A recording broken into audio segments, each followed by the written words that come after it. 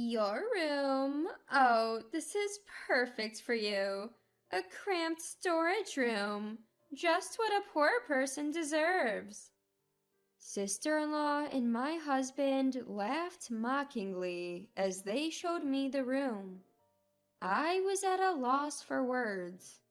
I had trusted sister-in-law and decided to renovate this precious home. How did it come to this? If only I had been more cautious. If only I had doubted sister-in-law more.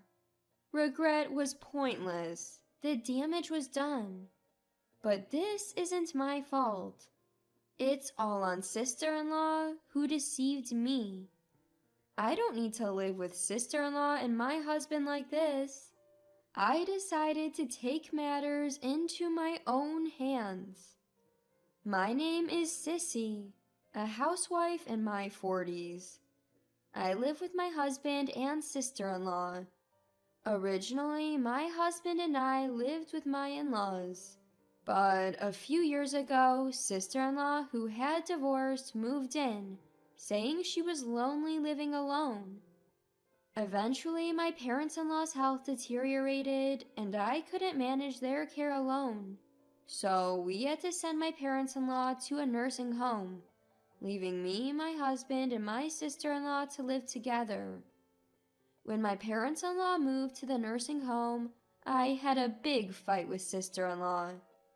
This house is mine, inherited from my father to live with my parents-in-law.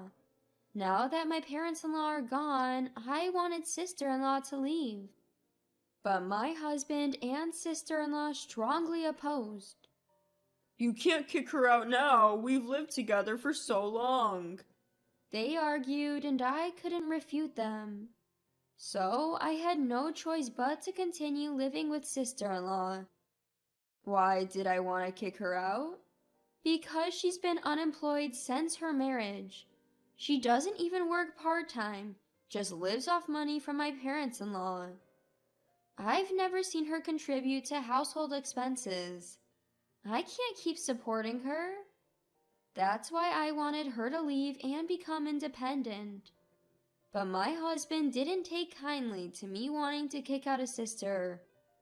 Our relationship worsened after that incident. I blame it all on sister-in-law. If she were a decent person, things would be different. Still, we've managed to live together. But sister-in-law doesn't help with anything. She doesn't contribute money, so the least she could do is help with chores. But she just lounges on the sofa all day. Sister-in-law, please do some work. You can't just lounge around forever. When I say this, she yells.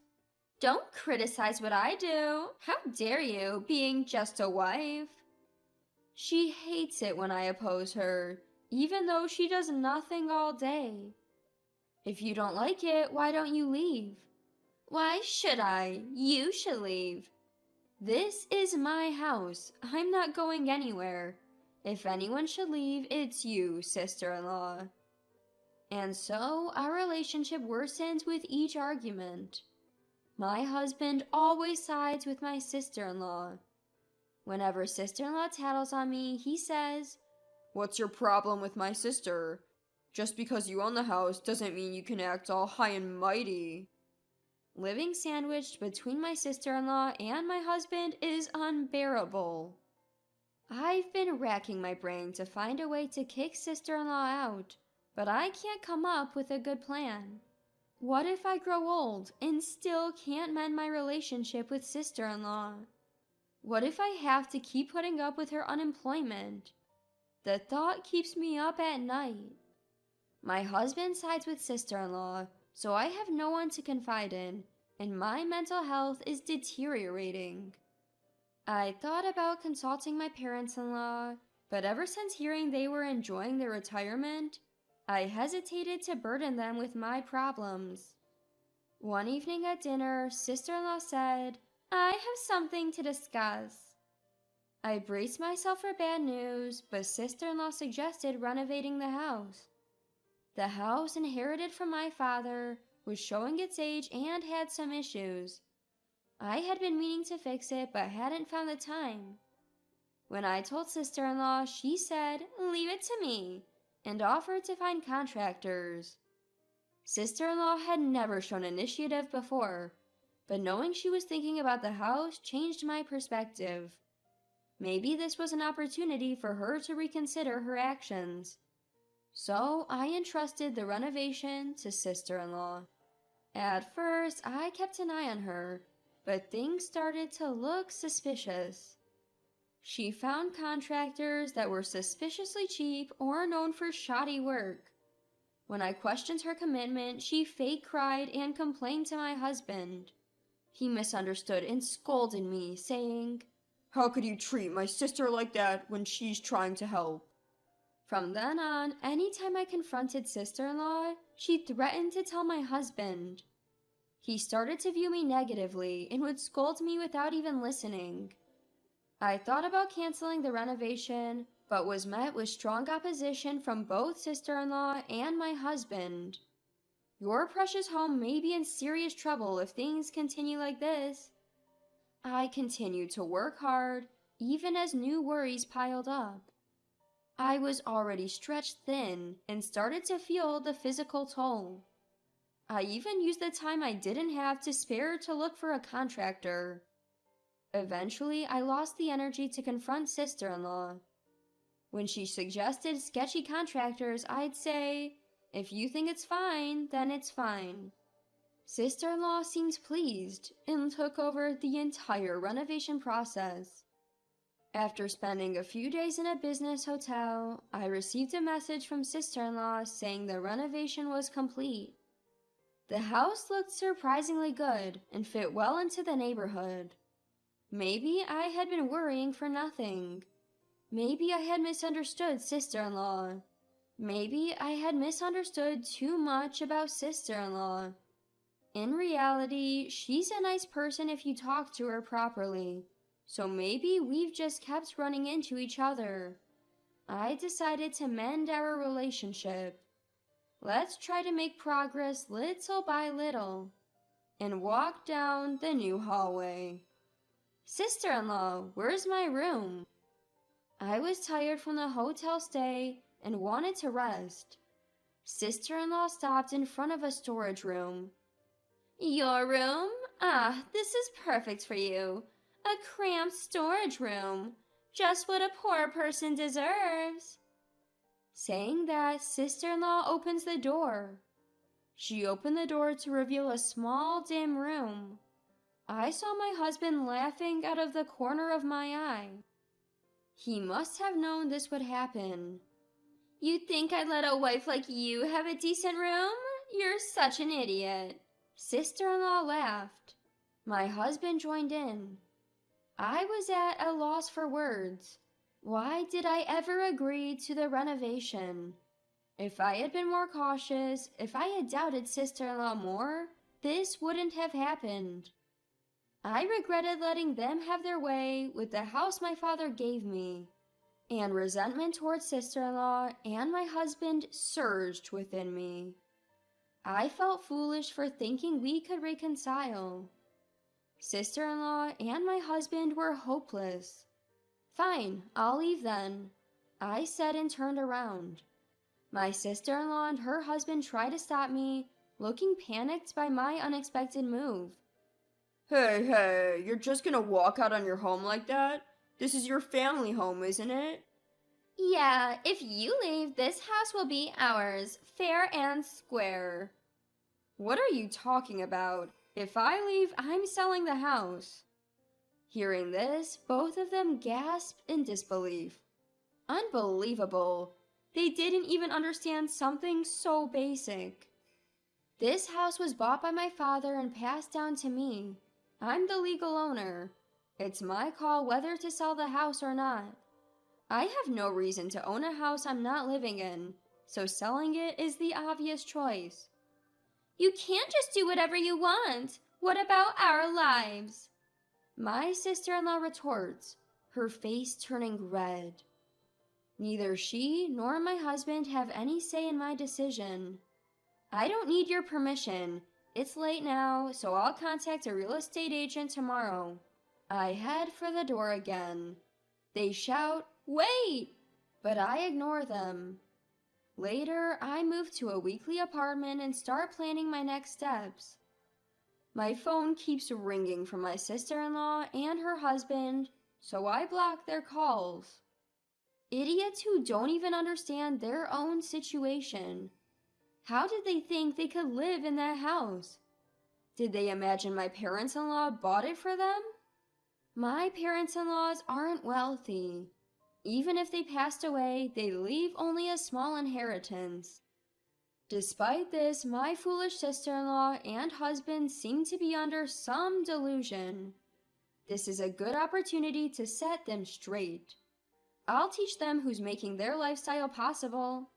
Determined, I move on to my next steps. The next day, I go to a real estate agency to get the house appraised. But they're fully booked, so it'll be a while before anything happens. I decide to go back home to update my sister-in-law and husband. When I get there, the house is a mess. Trash is scattered everywhere, from the entrance to the hallway. Among the trash are clothes and daily necessities. The living room door won't even open, because it's blocked by a mountain of garbage.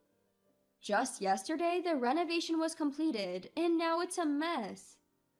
I force open the door and step into the trash-filled living room. I see my sister-in-law slumped on the sofa. "Sister-in-law, what are you doing?" She jumps at the sound of my voice. When she realizes it's me, she clings to me as if I'm her savior. "I'm really sorry about yesterday. We didn't appreciate all you've done and said terrible things, but we didn't mean it. We were just jealous because you're so perfect. We always appreciated you and believed you'd come back. Let's work together from now on." Her words are too convenient to be true. I can only look at her with disdain. "We can't do anything without you. Look how dirty the house got in just one night," she says, looking around disgustedly. When we lived together, I did all the housework. Neither of them ever helped, especially with cleaning. If I didn't clean, they'd just leave the rooms messy. But I had never felt this disgusted before. If two people are this good at trashing a house, it's no wonder I felt so drained from housework. I sigh at my sister-in-law's attitude and their inability to clean, and she timidly says, "Sissy?" Ignoring her, I say, "We'll talk when my brother gets home," and start cleaning the house for the last time. A few hours later, my husband returns from work. By then, the house is mostly clean, and both of them applaud, saying, "Impressive." I can only shake my head at their incompetence, but at least there's a place to sit now. I motion for them to sit. Then I slam a paper on the table. Their faces turn pale when they see it's a divorce application. "Wait, sissy, this is a joke, right? You're not planning to abandon us?" "Yeah, how will we survive without you?" Both my sister-in-law and husband cling to me. Ridiculous, after treating me so poorly just yesterday. I'm sorry, but I don't have time to maintain a house or do chores for people like you. "Don't say that. We've been getting back together, haven't we?" We managed until now, but I've reached my limit. I'm done with both of you. Let's end this. I urge them to sign, but my husband refuses. My sister-in-law also tries her best to stop him, saying, "Don't sign it." If you don't agree, I'm considering taking this to court. Is that okay? Finally reaching their limit, my sister-in-law starts apologizing profusely. "I'm really sorry. I apologize for how we've acted. Please don't divorce us or take us to court. Don't abandon us." She pleads, tears streaming down her face. My husband also starts apologizing deeply. But my decision was unshakable. After that, we continued divorce negotiations through lawyers. Eventually, they gave in and we divorced. Because of their treatment of me, it was a fault-based divorce, and I received compensation. I successfully sold the house, and they were left homeless, wandering the streets. My ex-husband even quit his job due to the scandal and the shock of losing the house.